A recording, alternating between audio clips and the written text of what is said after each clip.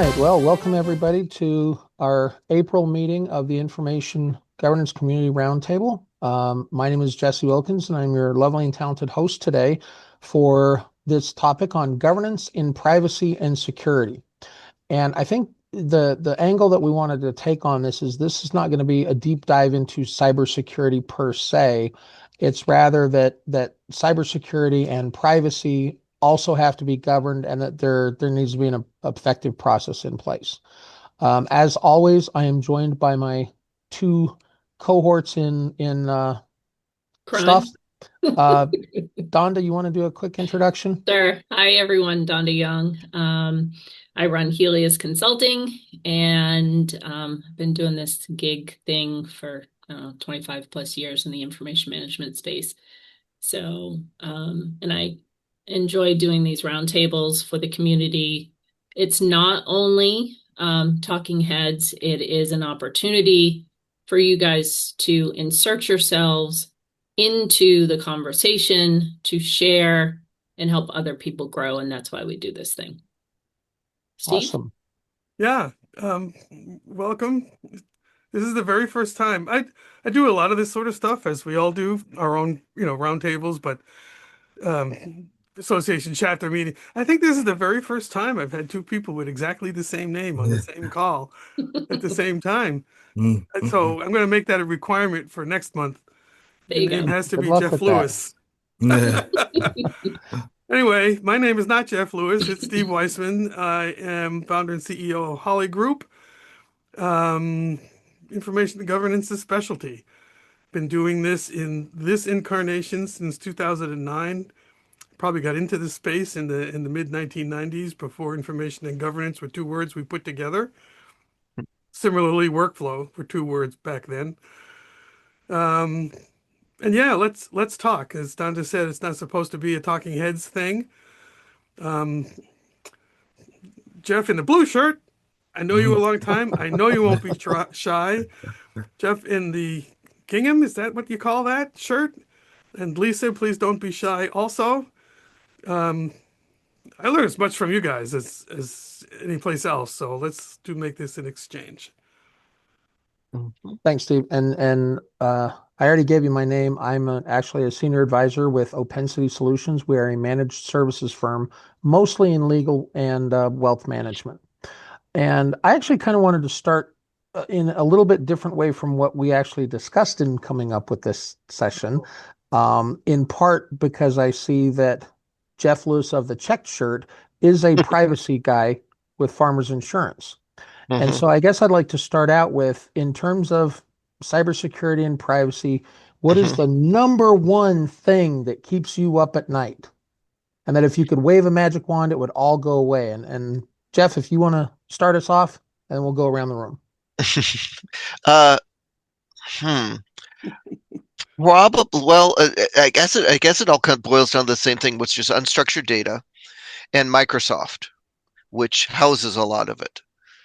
Those are the two areas where I just feel we've gone backwards in Mm, in information governance rather than forwards. Can you okay. elaborate a little? So the problem with unstructured data is that it's been allowed to aggregate, right, in clumps. And in the paper world, you would see it, right? You'd see boxes, you'd see stacks of paper. In the electronic world, it was invisible. And then all of a sudden, you've got terabytes of information sitting somewhere, and you know, it's unreasonable to ask that person to go through and tag it all. So you need to figure out some way to go through and mitigate it, right? So that we know what, number one, we know what we have, and we've put a reasonable governance around it, whether that's retention or what have you. But when you run into areas of the business that have super long retention times, right? Then you start you get run into real difficulties. The other thing is Microsoft is just it's once again, I think it's going backwards. I hope there's no Microsoft people here, but they keep throwing out new technologies and new pivots, and because it's all cloud, it's like all of a sudden, there's a new widget, on your OneDrive or something like this, right? Or a change, or here's your new AI, right? So there's no way for businesses to say, hey, we're going to be remember it used to be there's going to be an upgrade to Microsoft. We're going to have lunch and learns, and everybody's going to learn about it. Now it's just it's out there, and somebody comes and asks you and says, "Hey, I was doing this thing over here," and then you go to Microsoft, and they basically say, "Go hire $1 million consultant." And I've heard horror stories of you hire $1 million consultant, and you still don't get the item resolved. Wow. It's just, yeah, I feel and the other thing, I could go on forever, but think about emails, right? They have not changed. Somebody said they started in the 90s. I did too. But they really haven't changed in this whole time frame. It's still the same. It's still a really odd backwards conversation. And if you have a long string, good luck trying to read the story out of that. It's still super clunky to save it, right, as a record, if that's what you're doing. And most people are just getting rid of it right away. And is that the good thing? Is that the bad thing? I don't know. I'll stop there. No, that was a great explanation of the challenge that you're seeing, and it's not uncommon. I Mhm. think a lot of times when we're implementing, regardless if it's a Microsoft tool, anytime we're implementing a new tool, the organization that's implementing it, at least in my professional opinion, they need to do training. And when Mhm. new widgets come up, it would be nice if organizations would at least say, hey, you're going to see something different now, and here's what it means to you, and here's how to use it. The sad thing is that most organizations, when they adopt a tool, they forget about the training. They do it on the initial, hey, new tool, here's the thing, go play. And sometimes you don't get that, because I know when SharePoint was first introduced, it was like, here's a SharePoint site, go, put your stuff in it. Still to this day, people that may have come from a Google Suite version to over to Microsoft or vice versa, there typically isn't any training. And so I think training really falls into the realm of, in our governance space, whether you're privacy or just traditional IG, it's on the department that's doing the implementation of the tool, in my mindset. And guys, you might have a different opinion, but it's on them to really implement the change and the training to make sure that people are aware. And I know with most softwares, especially with cloud versions, it is a constant, they do sprints, and after a certain sprint, a new little widget shows up, and then 6 weeks later another little widget. So it's definitely hard to keep up with that, but the people that are doing the upgrades, they kind of have a responsibility from a governance perspective, in my mindset. Read through those release notes and say, okay, where's the impact to the business? And then communicate to the business what that impact is. And then maybe even direct them to, hey, here's an online Microsoft learning tool that you can look this stuff up. They don't necessarily have to create it themselves, but at least the awareness of the impact would be nice.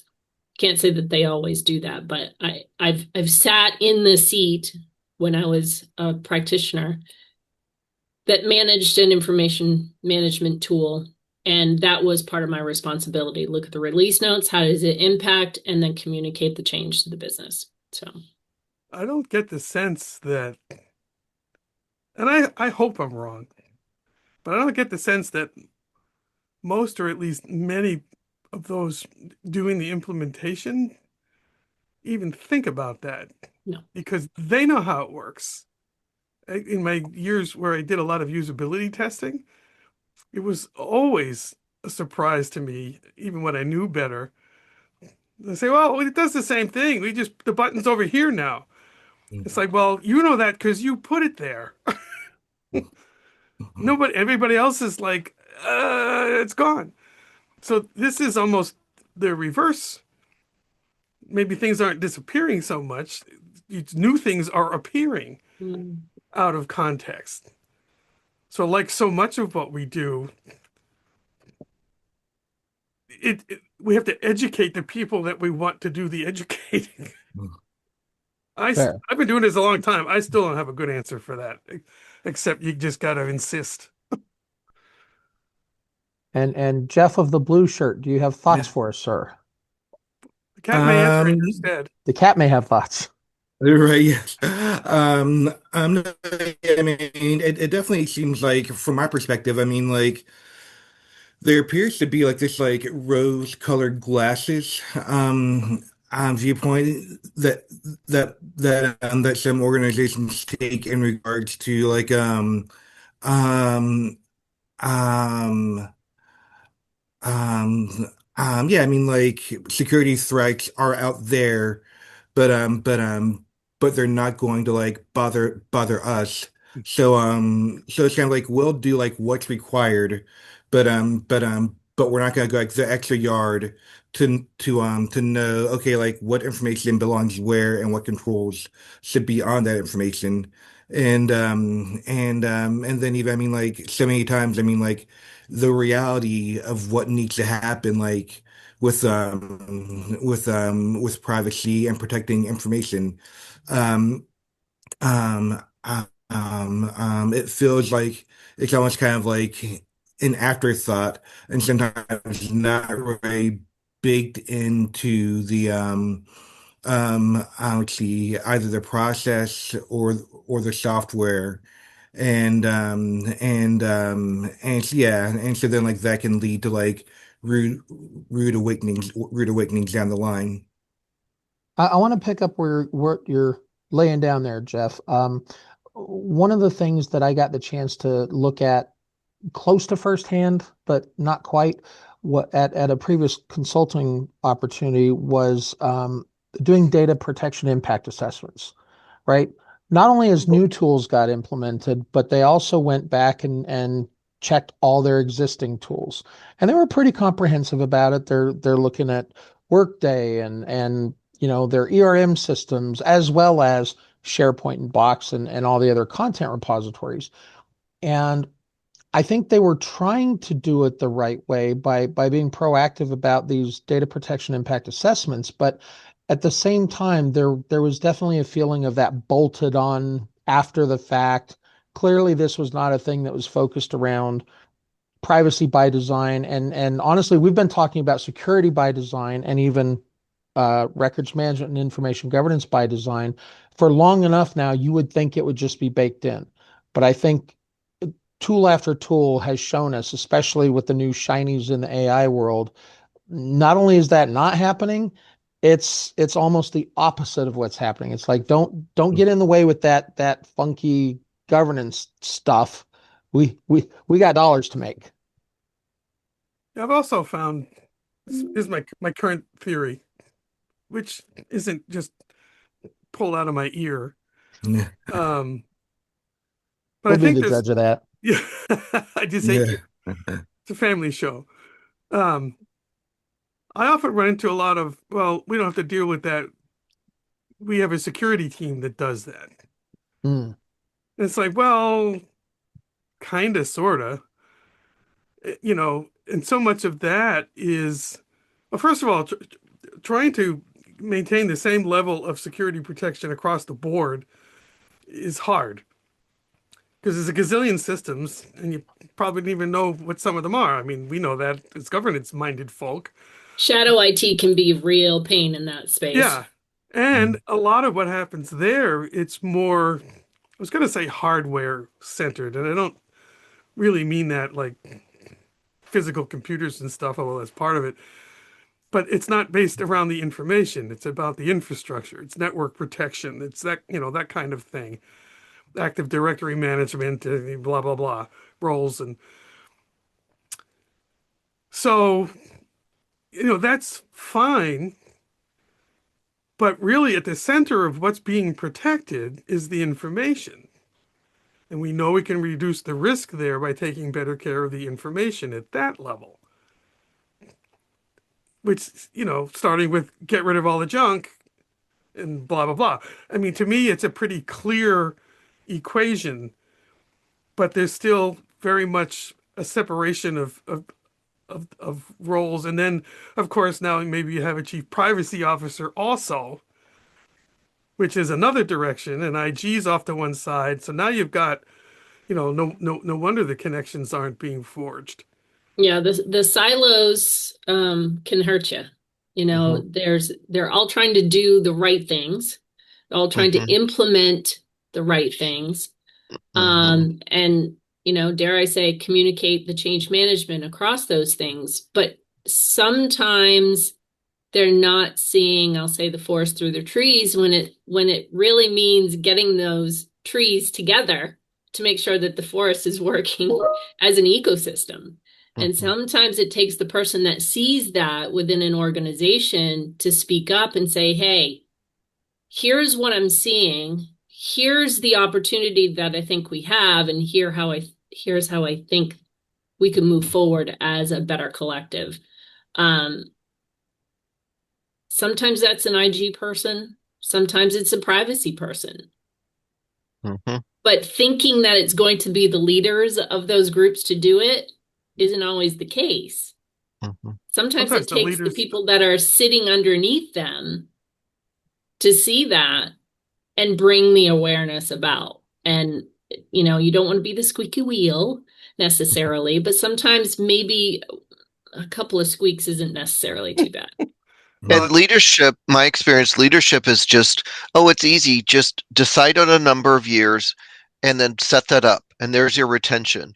And I'm like, well, yeah, if we're lucky, that's what it is. But most of the time, it's more complicated than that, right? It is. And I've gotten lists of background tables, and they're like, okay, what retention should I set on each of these different, it's different parts of the process. Oh, this stuff I can get away within a couple days, right? The logs and stuff like that. This stuff I need to hold on to for 20 years. And it's coming down to that. If they could just take a number and put it in the system and it's gone, they wouldn't need us.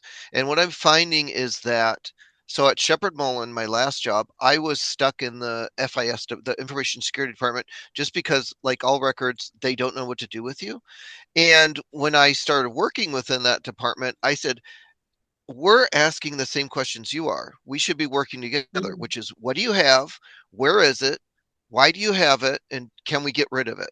And the more these companies realize that privacy, security, information governance, and then there's the whole data governance, data quality, right, which is also raising its head because of wanting to build these data lakes. What, I heard a new word. It was lake house. Yes. Mhm. Mm, I thought that was a movie. So Wasn't it a Sandra Bullock movie? yeah, so yes. it was. I was just like, oh no, we're coming up with new words again, which is never a good thing. No. But but what I keep going back to is, whether it's a data lake or a lake house, the same rules apply, which is, don't have it unless you need it, right? Understand what you have, get rid of it as soon as you can. Retention still applies. Security still applies, privacy still applies. Even though it's strange and new and it's AI, it's the basics still apply.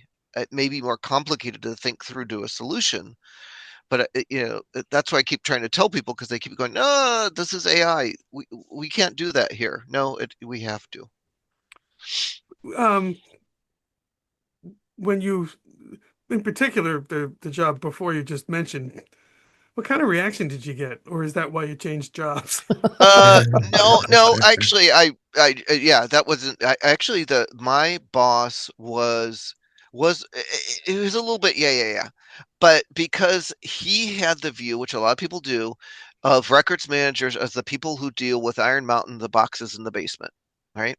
So but you can work against that, and it's just, you jump in and you say, hey, this DMS that you have over here, I can help you with that, right? Because it's getting overloaded and bloated. Let me help you with that. Hey, you have a problem with email? I can lead the conversation to come up with the governance. What's our rules around email?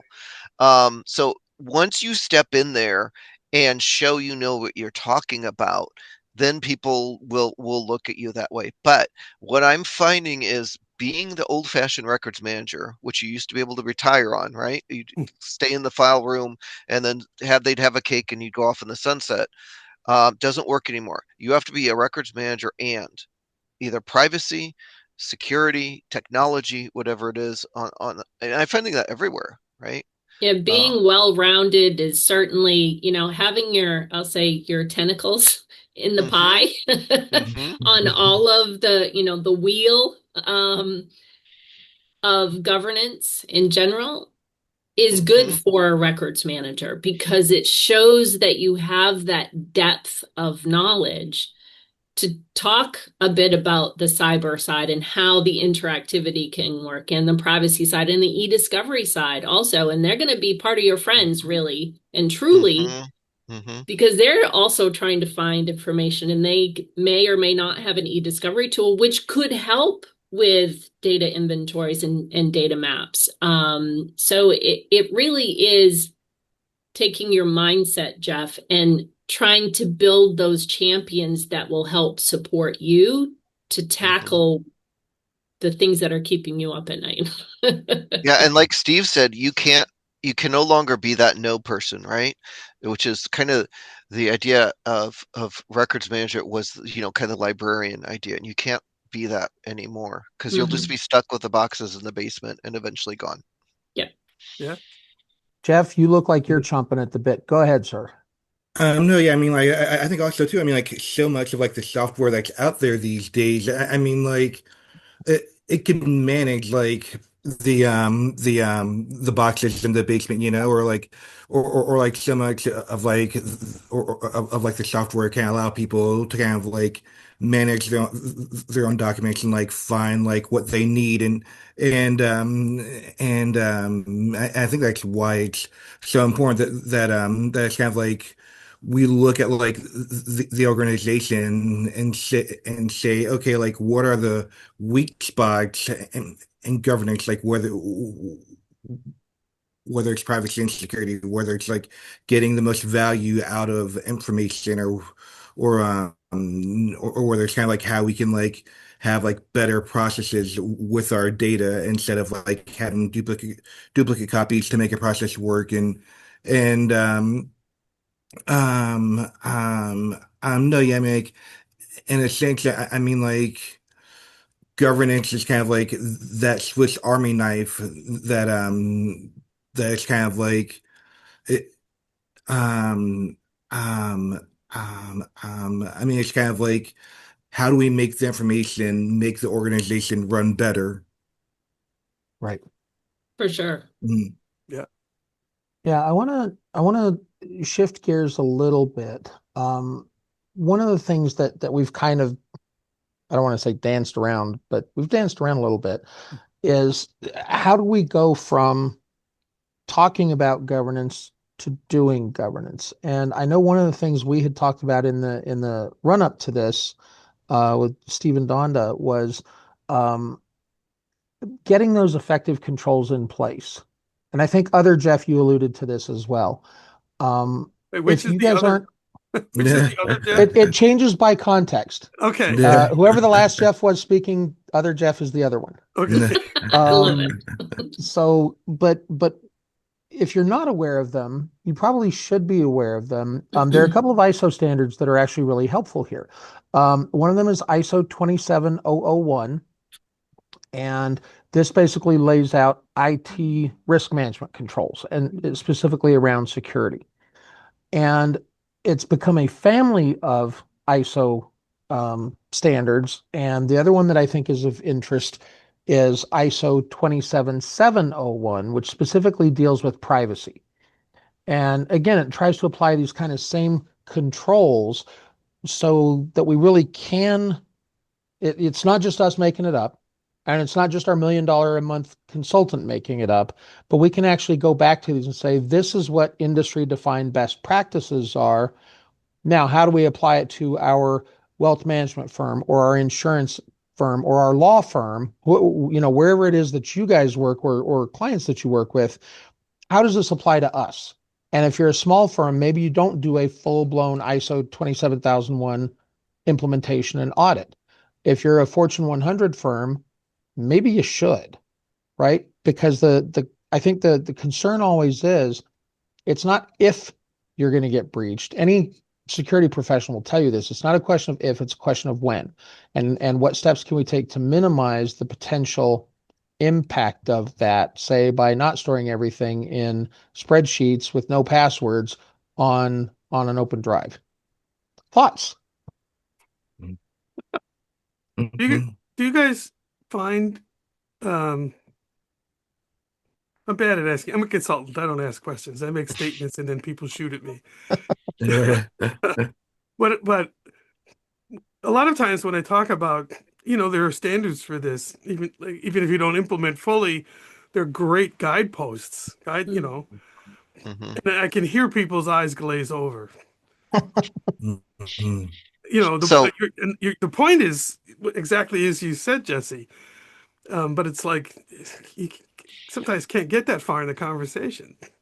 what I Yeah, I find is think, what they're go ahead, Jeff. asking me, yeah, what they're asking me is what do I have to do?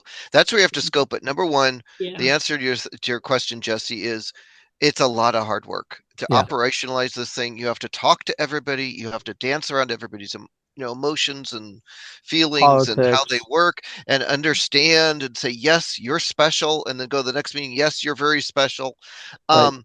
and different, right?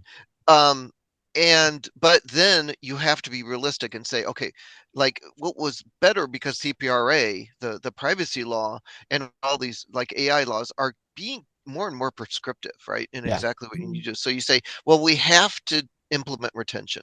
What that looks like within our environment, we get to decide. And then you can kind of scope it and say, well, where's our highest risk? Let's start there. Let's get that done and then move on to the next and the next. But it's really, yeah, it's hard work.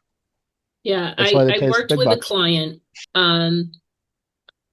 Their IG records management team was a little split. Part of that, which oddly for me in an insurance organization, which I have deep knowledge in, was actually within the business. So if you could think of contracts and policies, they managed that paper stuff, right? And it didn't look, by the size of the room, it didn't look like they were doing necessarily enough image on demand processes in my mindset, but that's a different story. But then they also had another piece, the more IG piece, that was in IT risk management. And I absolutely loved that connection because the IG team got traction. They were able to create controls, IT risk controls that talked to IG records management, where senior leaders had to have an attestation process every year to say, yeah, we have X, Y, and Z, and A, B, and C as well, right? So I think part of the challenge when you're in an organization, non-consultant, I'll say, part of the challenge is getting your voice heard. Yes. Then something you said, Jeff, was they want to feel special, but they also want you to tell them what they have to do, right? So that piece right there, that last piece, tell them what to do, develop it, create the controls, create the boundaries in which those controls have to be created or, adhered to, get the attestation process in play, those kinds of things, and throw it at them and see what you get. Because if you do the work up front for them, then that's probably where the rub is. They have so much on their plate, as do IG folks, that they don't want to have to put the thinking and a project together and a process together. But if you develop something, here's the controls, here's how we, monitor the controls. And if you put that structure together for them and lay it out in front of them, at least they've got a starting point to think through the process. Yeah, that's really good advice. They don't know what they want. Mm-hmm. until you tell them something and they say, we don't know what we want, but we know that's not it. Right. Yeah. So then at least okay, they tell me how to fix it. And then they do know what they want. They've never, as you say, Donda, they never had the time or inclination even to sit down and really think it through, Yeah. which is part, back to your point, Jeff from LA. Go ahead, caller. Mhm. It's part of what makes it so hard, so painstaking, trying to get them to contribute. And if they don't contribute, then they get mad because we didn't get a chance to contribute. It's like,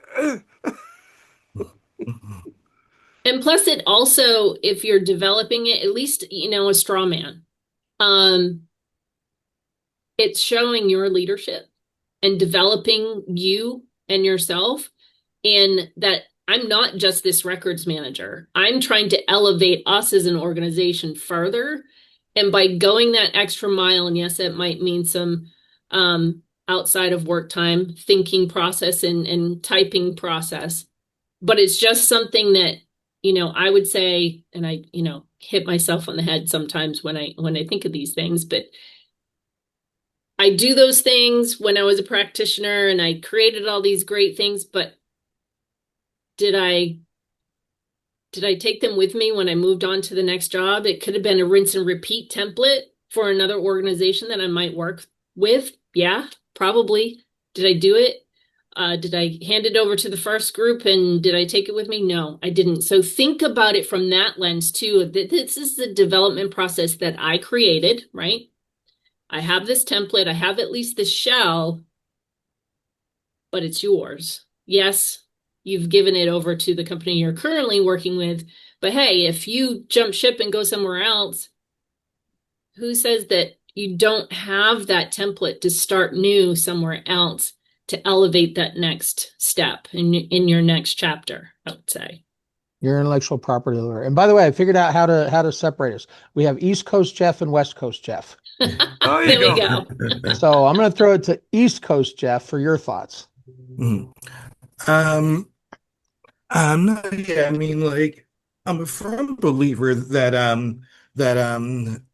that like doing governance isn't just something that one person does within the organization, but it's kind of like as we do governance, we're really empowering others to to kind of like manage their information better.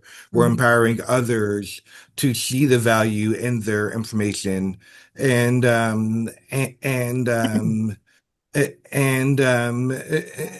then I mean like conversations like this are like particularly important like now, like during the month of April, like records and information management month, it's kind of like how how how do we show like everyone that like, hey, like this isn't just my job, but this is your job, it's kind of like what Smokey the Bear would say, like stopping forest fires begins with you, like um um yeah, I mean like the privacy and security of information aspects. I mean, like, really, I mean, like, so much of it is about like the end user behavior, and then even like we oftentimes talk about like one of the tenets of like information governance is making information accessible, or even like thinking about like AI and prompts with AI. It's kind of like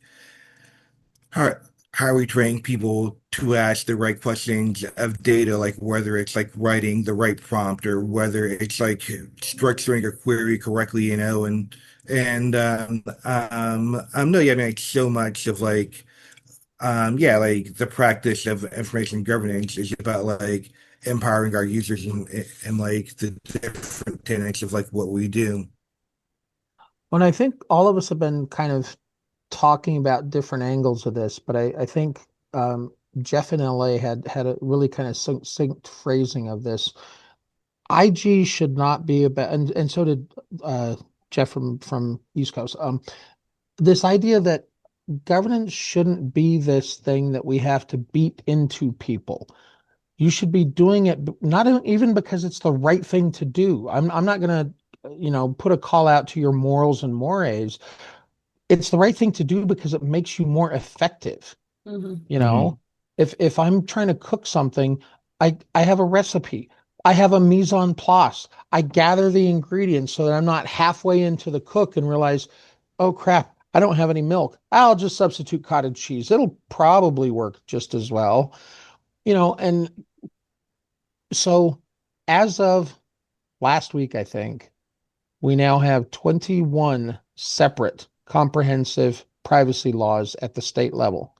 The federal government is still trying to write one law to rule them all and in the darkness bind them. California really doesn't like that. And so I don't know when or if that's ever going to happen.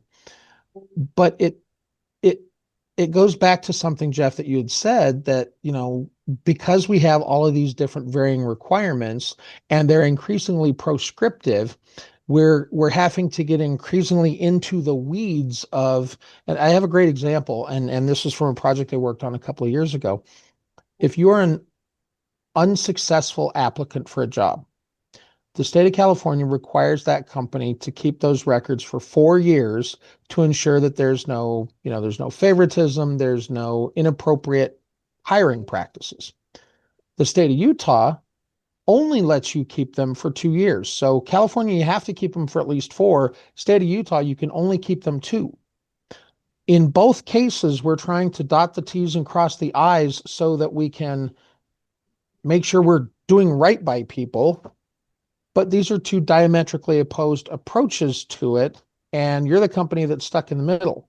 So how do we move the conversation from, you have to do it because the law requires it, you have to do it because I said so, you have to do it because the $1 million consultant said so, to, you should be doing this because it will help you be better at your job? How do we move the conversation there? Yeah, it's the what's in it for them, right? Yeah. Mhm. Yeah. I often make, and you guys know me, heard me say it in different ways a million times. You've got a couple of different tiers of people we're dealing with, a couple of different audiences. So it's like marketing. You got to tailor the message. The guys at the top are the ones that could go to jail for malfeasance or, in a worst case, the guys in the front line, guys and gals actually pushing the information around, they may or may not care if that guy goes to jail, but it doesn't really affect them. They're just, many of them coming to work. They punch the clock, literally or figuratively, and they do their work and they go home. So you can sell all the motherhood and apple pie you want. No one will say no to that, but it's lip service as opposed to central to my well-being. So what's in it for you? And I often use that as the lever when I'm doing inventory work and I'm talking to people. It's like, look, I'm here because somebody upstairs said to do this.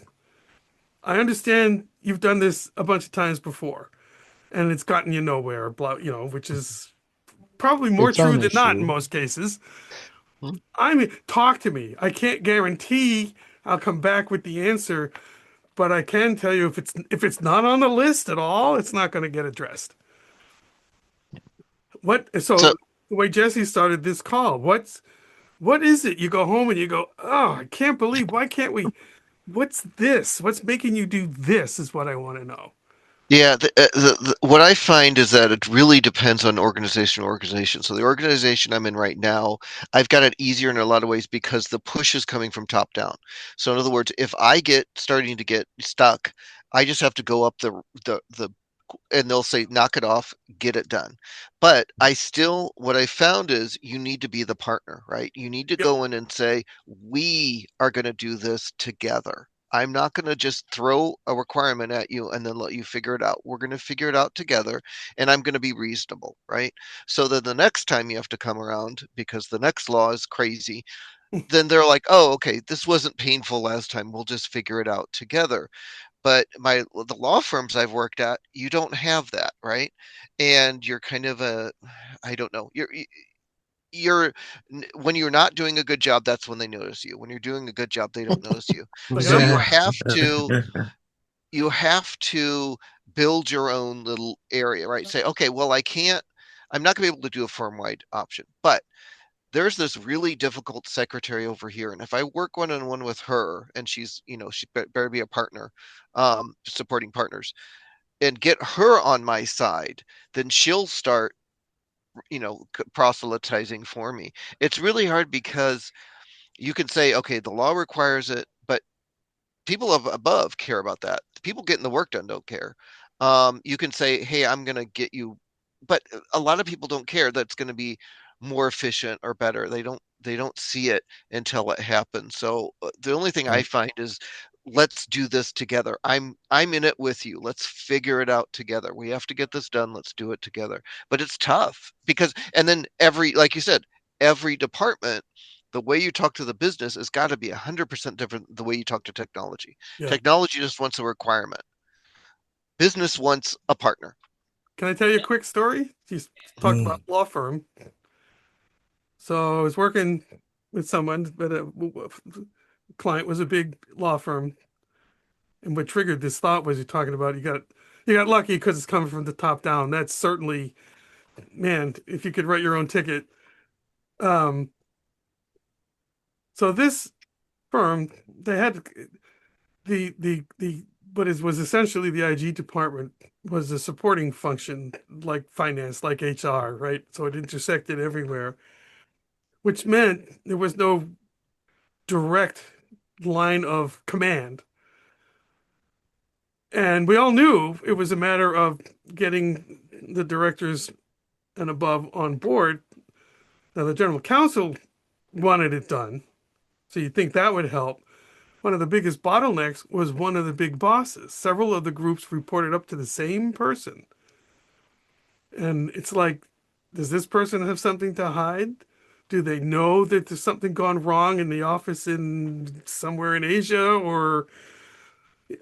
And it was interesting because the people in those various offices, it was clear they wanted to talk to us and had been told basically, don't. Because we get a quick call or a quick email, it might as well have been labeled, you didn't hear this from me, but. Yeah. So that's yet another dimension to this same challenge, where you have people, movers and shakers, who want it done, and people in between, however senior, who just sit there with their legs and arms crossed, just saying all the right things, but not lifting a finger. Yeah. It all really boils down to that change management approach that you take, right? And those messages do have to be different based off of the audience that you're working with. And I think that partnership piece, Jeff from LA, is really key, because when we're talking about IT risk management, we're talking with privacy, we're talking with our partners in cyber, I think they get it, because they too are compliance, right? So that partnership just strengthens the message in my mind when you have to go out to the business. Like, we've got these 4 groups that are all on board. We all have a compliance requirement to help you from an organizational perspective. But the message to the boots on the ground that are doing the work, it absolutely has to be different. It can't necessarily be overly technical. And it can't be overly compliance-y either, right? So it is the what's in it for them. And I think when you get the privacy, the IT risk, the records management, IG groups, those groups together, and think about what that strategy of communication needs to be, that's where you're going to excel. And building those champions is really huge. Like the secretary that, is like the key secretary in a law firm, and she's going to proliferate the message. Oh my gosh, they were able to help us with this. And I am so much faster with that. You guys really need to try this. That's what you're looking for. And if you could build those, and my motto is start small, grow big. Start small with those quick wins. Communicate those quick wins, and then start building up the rest of the, Come, we will build it for you. Well, and that's the marketing piece. I'll add Yeah. too that there's an element of parenting in this. Oh, for sure. So before we talked about don't give them a blank page, give them something to shoot at. Sometimes give them a couple of things, but a very limited palette of things.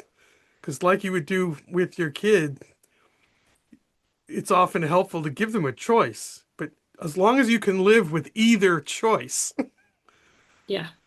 So, we are going to the dentist. We can leave now or we can leave in 10 minutes. Which would you rather? You know, sometimes it boils down to that kind of a mentality. And it plays into the partnership thing too, because they feel like they have input, and they do have input. I mean, it's not even like made up, but trying to overcome some of the resistance bred of bad experiences in the past, or just feeling put upon because, I hear this a lot. What does my boss know about what I do? It's like, that's why I'm here. What about this? What about that? And let them help shape it. Because then when they get it back, even if it's a mandate, they recognize themselves in it, hopefully. Hopefully it's been listened to. So it's marketing and it's parenting. And a sticker doesn't hurt, like at the dentist, a lollipop or something. I want to add on one thing about the with them, the what's in it for me. Um, and again, we've kind of alluded to this, but I don't think we hit it square on. So I want to make sure the recording gets it. Um, if you can tie that with them to a very specific business challenge, I think that helps a lot. I'm in the process of wrapping up an assessment for a law firm as it happens right now. And so, I ask them the same questions. What is the thing that keeps you up at night? What is the thing that makes you wake up in a cold sweat in the middle of the night? And, you know, that's obviously, if it's not the with them, solving that is probably a pretty good with them. And so, when you can tie that and say, well, look, if we actually had a way to automate folder creation so that matters can be opened up in an hour instead of 2 weeks, and we can clear conflicts within X period of time instead of Y much longer period of time, they're billing faster.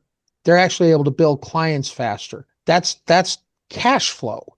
And that's something that's going to set a sparkle in even the most jaundiced senior partner's eye, right? So if you can kind of get to that level of problem solving, I think that can help. And then I'm going to leave you with this quote that I got from somebody who is a senior VP of risk management at a client.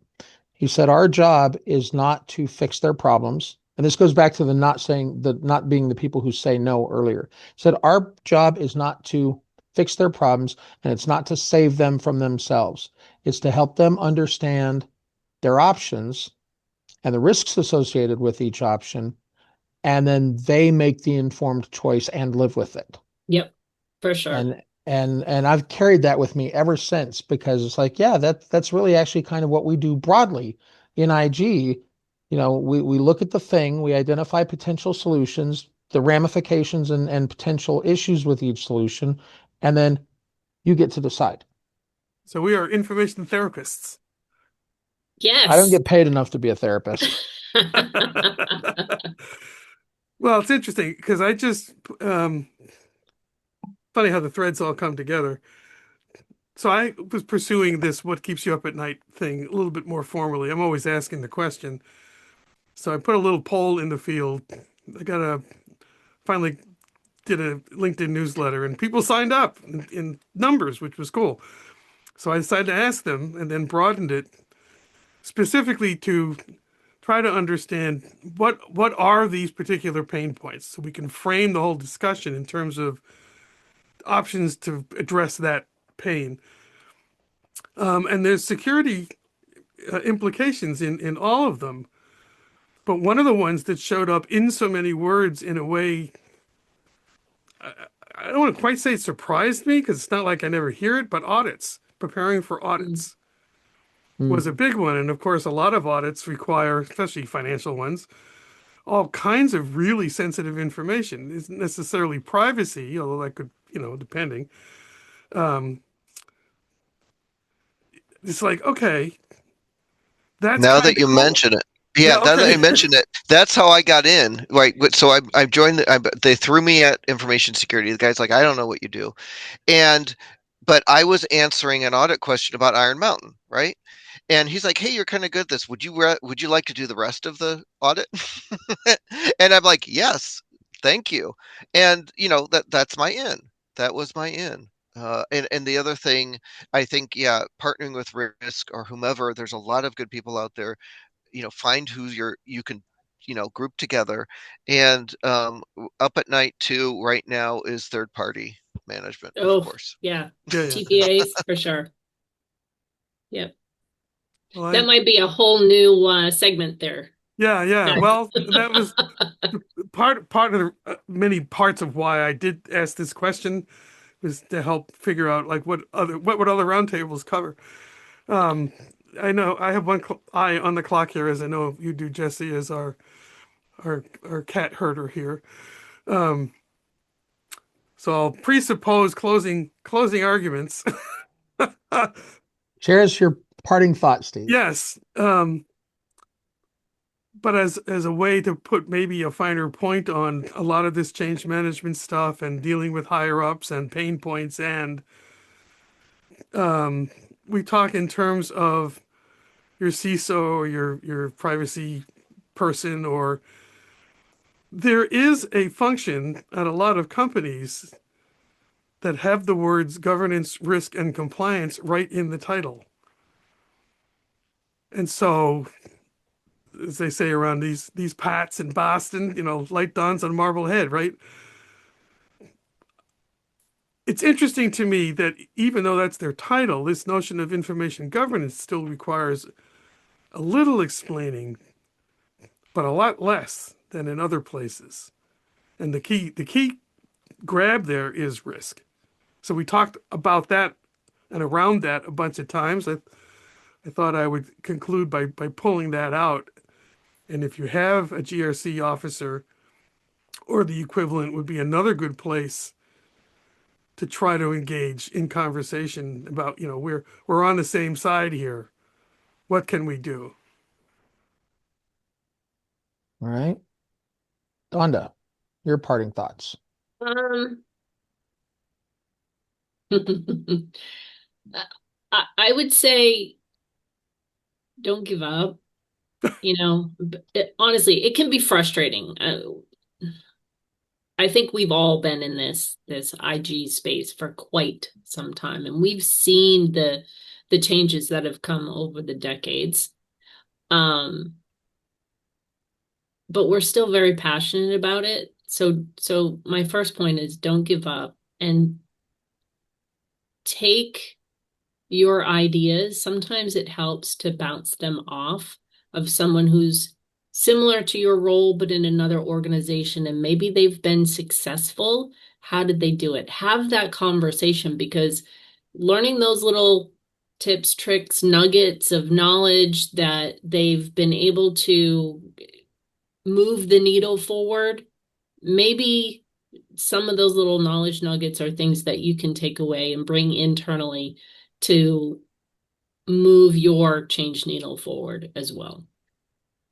All right. Well, it is the tip top of the hour. So with that, I'd like to thank Jeff from the West Coast and Jeff from the East Coast for participating and sharing your thoughts with us today. And we'll look forward to doing this again next month, where we're going to be doing a special feature called Ask Us Anything. And it's an opportunity to get basically an hour free consulting. So thanks again, everybody. And we'll hope to see you guys in May. Bye, Thanks, guys. guys. Thanks for See you joining. soon.